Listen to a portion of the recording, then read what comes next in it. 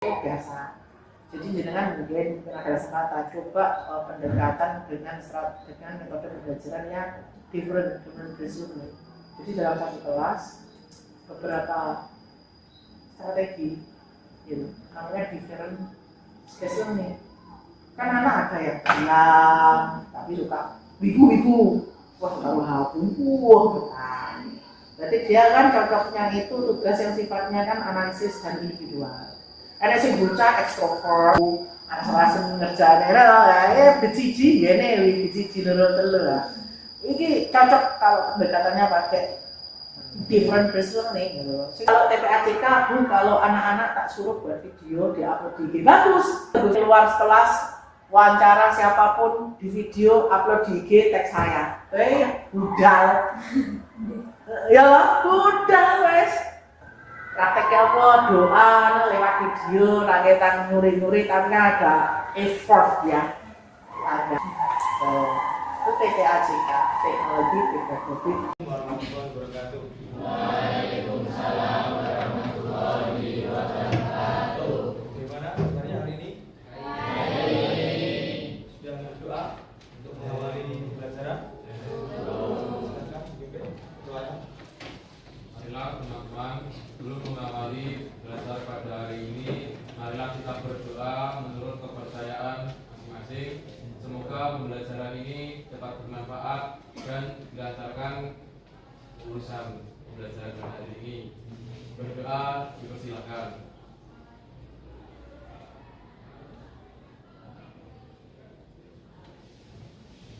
Doa selesai. Oke, saya presentasi dulu. Ahmad Sofyan, Akbar, Alia, Alfarido. Jadi kok gitu? Ada mas kau bubutan, Bukan? neng sendung, Ya boh. ngeter neng krengkes, Krengkes, apa krengkes? anu GR, Oh, direk. coba ini. Ya, Mas, tapi lek 2 tahun dulu ya. Alvin, dispen, Malin, piatu, Alvin, Alvira, Alvida, Adera, Angelina, Anindra, Aurel, Gaza, Selain tadi, Dima, Diantara, Erwin, Firsa, Lala, Moreno, Muhammad Buran, Putri, Rafin, Ririn, Sela, Siva, Silvi, Soya, Tirta, Kue, Soalnya mana? Nanti dia bang. Rambut terus ay. Zara, Zumi, Yo, Muhammad Andika, Sana, Sana.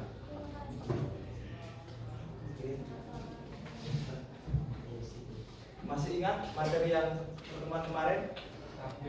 Tabligh, mulai. Dakwah, khutbah. Orang yang berdakwah disebut apa? Dai. Audiennya disebut? Audiennya disebut apa? Selalu disebutkan. Enggak punya.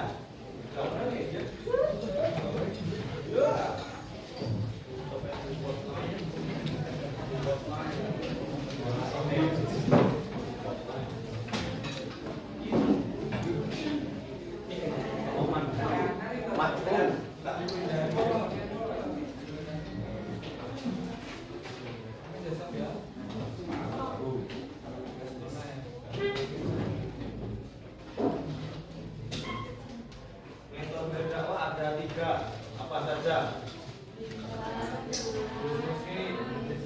Diskusi, hikmah, boleh. Cara jawaban dengan adalah asal. Orang yang berkhotbah disebut khotib. Syarat menjadi khotib ada berapa? 8 ada. Agama Islam. Syarat dan hukum bersih dari harga, dan memiliki akhlak yang baik, memiliki air yang baik, penampilan laki dan sopan. Saya kira semua paham dengan materi sebelumnya. Untuk pertemuan kali ini, seperti yang saya instruksikan pada pertemuan sebelumnya, membawa perlengkapan semua. Sudah selesai tuh? Belum? Belum ya? Oke.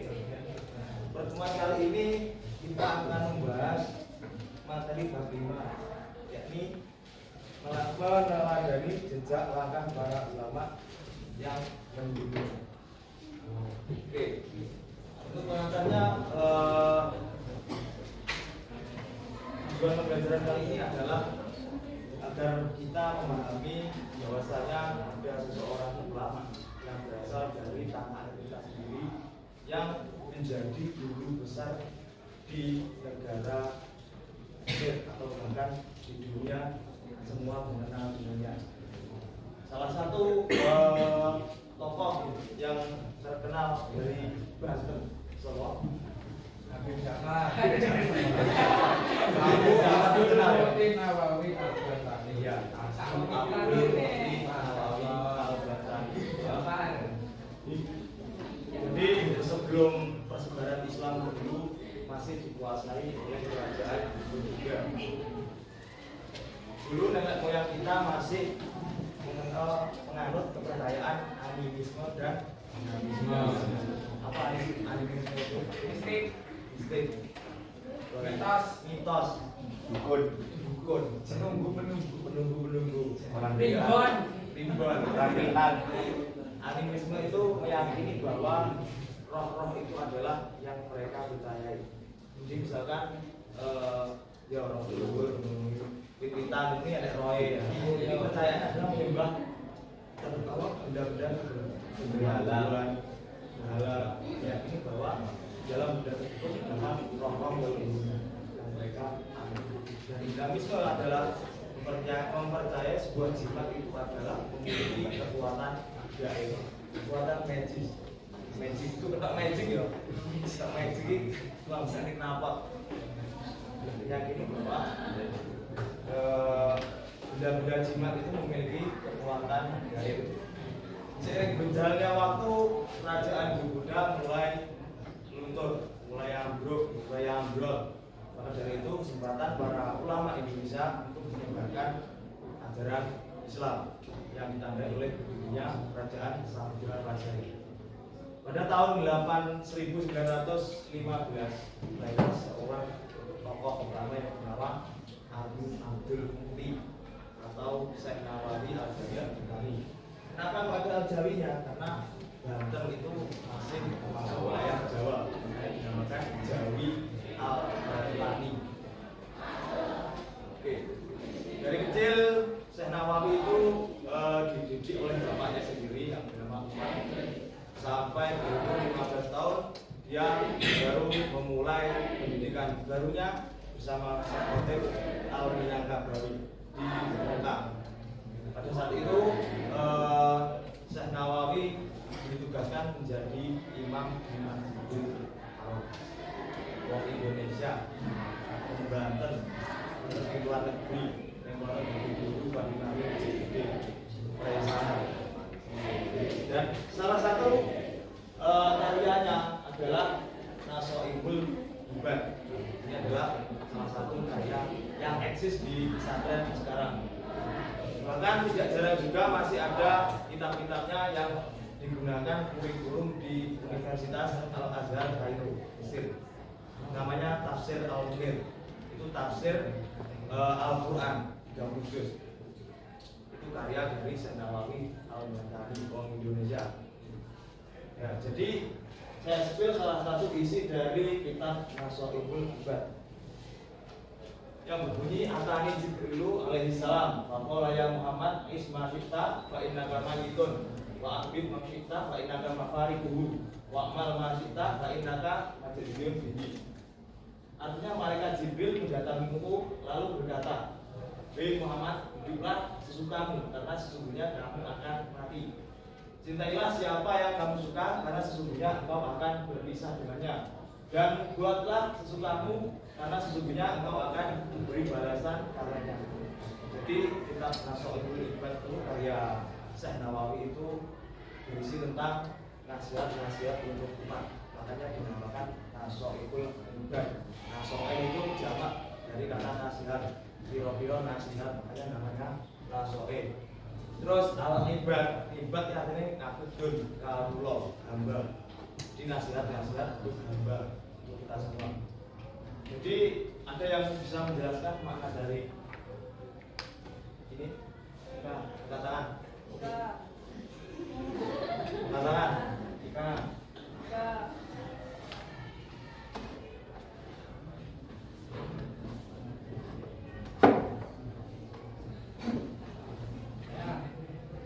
Tapi nggak tahu sebenarnya apa apa.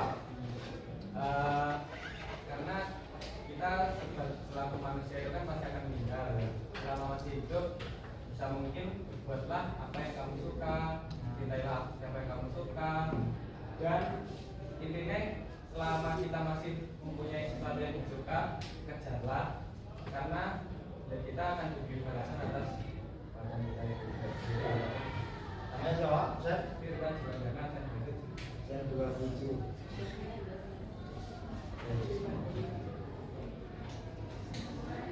Apa yang jajan? Dua. Alhamdulillah ya Rabbil alamin.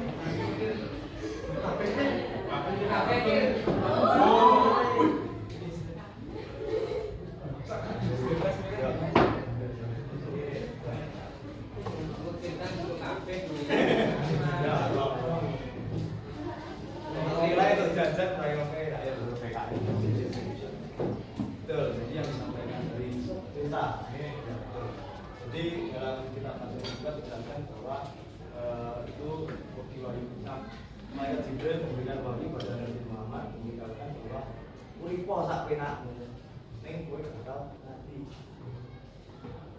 Jibril memberikan tahu bahwa ketika kamu hidup, kamu mengejar apapun yang kamu suka, pasti kamu akan mati. Dan cintailah siapa yang kamu suka, karena sebenarnya engkau akan berpisah. Berpisah sama karo itu, karo Andika, kalian mesti bakal pisah. Bukan karena kematian atau karena apa, karena segala sesuatu itu pasti akan kembali padanya. Dan sesungguhnya berbuatlah sesukamu karena sebenarnya engkau akan diberi balasan karenanya. Arab dosa ya saksirmu, Arab dari pahala ya sakane ya saksirmu. Karena segala sesuatu bahkan kebaikan maupun keburukan akan mendapatkan balasan. Sesuai dengan firman Allah surat Al-Imran ayat 185, kullu nafsin dha'iqatul maut. Setiap jiwa pasti akan mati. Itu yang sesuai dengan isi dari kitab Nasoibul Ibad.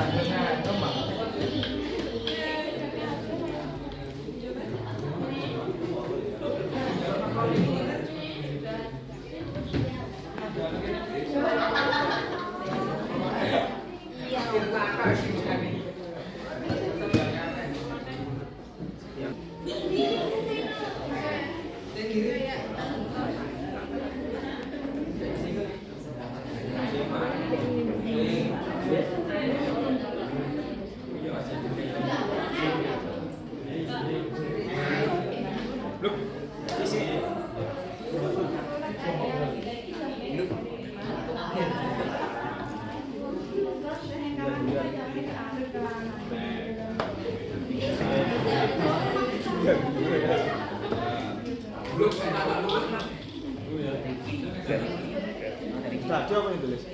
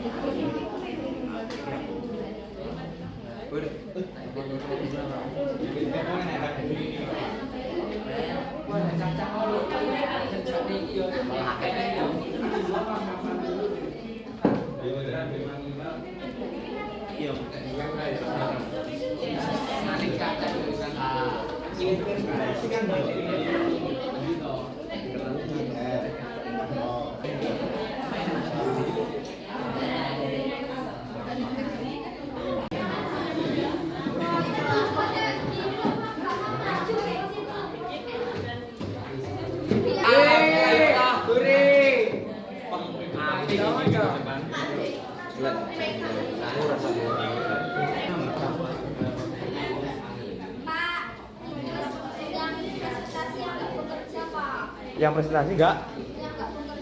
Masa ora kerja, sapa ora kerja? Nurdin bin Ali Al-Kaliri. Perkenalkan, nama saya Lola Cenja Salim, presensi 17 dan rekan-rekan saya. Saya nama yang presensi 26. Saya sudah duduk presensi 20.